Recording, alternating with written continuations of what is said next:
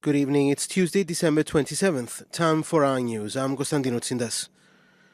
President Anastasiadis has embarked on a series of consultations with his teams of advisors and associates ahead of the January 9th negotiations in Geneva in search of a Cyprus solution. Government spokesman Nikos Christodoulidis said that Anastasiadis will also travel to Athens on Friday to have a new meeting with Greek Prime Minister Alexis Tsipras and coordinate moves by Cyprus and Greece on issues relating to the negotiations. The Athens meeting will also be attended by the foreign ministers of the two countries. Christodoulidis also confirmed that the Director Generals of the foreign ministries of Greece and Turkey will be meeting this week to prepare a meeting between Tsipras and Turkey's President Tayyip Erdogan on security arrangements following a settlement of the Cyprus issue. Turkish Cypriot leader Mustafa Akinci has insisted that the existing Republic of Cyprus will not be a signatory to the new state of affairs after an agreement for the solution of the Cyprus problem. Akinci said the Republic of Cyprus will be abolished and the agreement will be signed by the Federal Cyprus, which will be set up.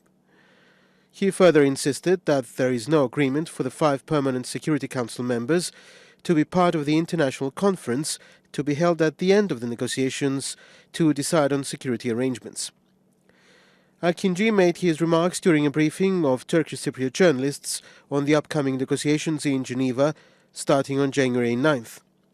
He said that if an agreement could be reached on the most important 8 to 10 issues out of about 100 open for discussion, then a referendum could be held in the summer of next year.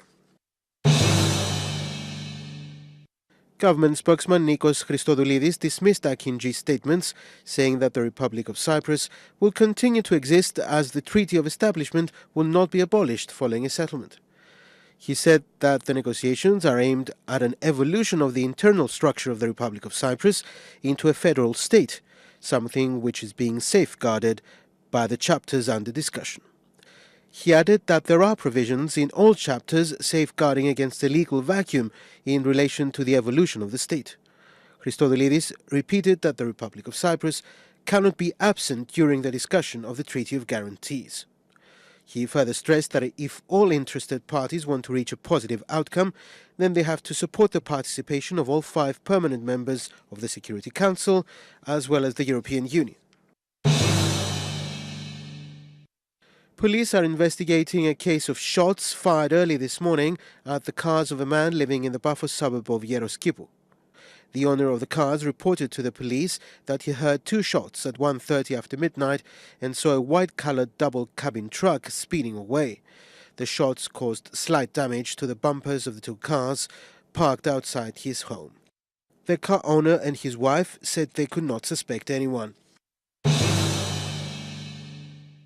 Police searchers rescued a 39-year-old woman who lost her way while skiing on the Troodos ski slope. The Ukrainian woman got off the regular ski run and lost her orientation, being unable to communicate with anyone. Her husband alerted the Troodos police, who started the search originally using a snowmobile. After the effort failed, searchers on foot combed the area around the ski slope and found the woman in a state of shock. She was taken to the ski center to recover from her 3-hour ordeal. A heavily drunk driver caused a road accident in which his 3-year-old daughter and his pregnant wife were hurt.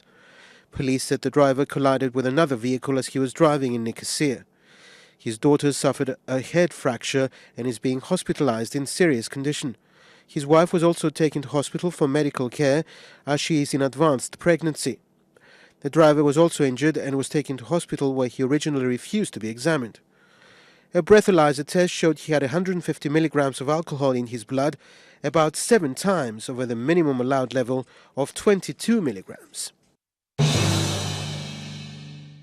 Russia's defense ministry has said searchers have recovered the first flight recorder from the military plane that crashed into the Black Sea, killing all 92 on board, amid unconfirmed reports that authorities had grounded all aircraft of the same type. The recorder, one of several reported to be on board, contains information that could help investigators identify the cause of Sunday's crash. Investigators have so far said that pilot error or a technical fault rather than terrorism are most likely to have caused the Tupolev 154 to crash into the sea.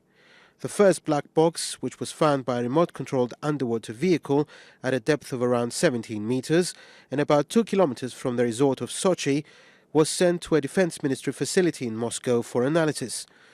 The Interfax news agency cited an unnamed source as saying Russia had grounded all Tupolev 154 planes until the cause of Sunday's crash became clear.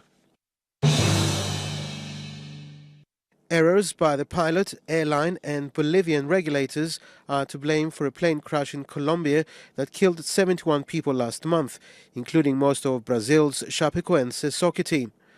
A Colombian official said the plane, operated by Bolivia-based charter company La Mia, crashed on a wooded hillside near Medellin because the pilot failed to refuel en route and did not report engine failures caused by the lack of fuel until it was too late. Colombia's Secretary for Air Safety, Colonel Freddy Bonilla, told journalists no technical factor was part of the accident, adding that everything was due to human error.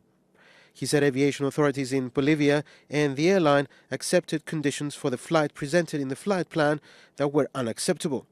Besides the lack of fuel, the plane was over its weight limit by nearly 400 kilograms and was not certified to fly at the altitude at which the journey took place. That's it for our news this evening. Now look at the weather. Cloudy in western and northern coastal regions tomorrow, but cloud will gradually spread all over the island with a possibility of light local rain or snow over high ground. Winds will be light to moderate southwesterly and locally westerly, turning moderate to fresh in windward areas in the afternoon, force 4 to 5. Seas will be slight to moderate. Temperatures will reach 15 degrees Celsius inland, 16 in coastal regions and 5 over the mountains where frost is expected. Rainy weather expected as of Thursday afternoon with showers on Friday. Temperatures will remain unchanged. That's it from us. Join us again tomorrow for more news in English. Have a very good evening.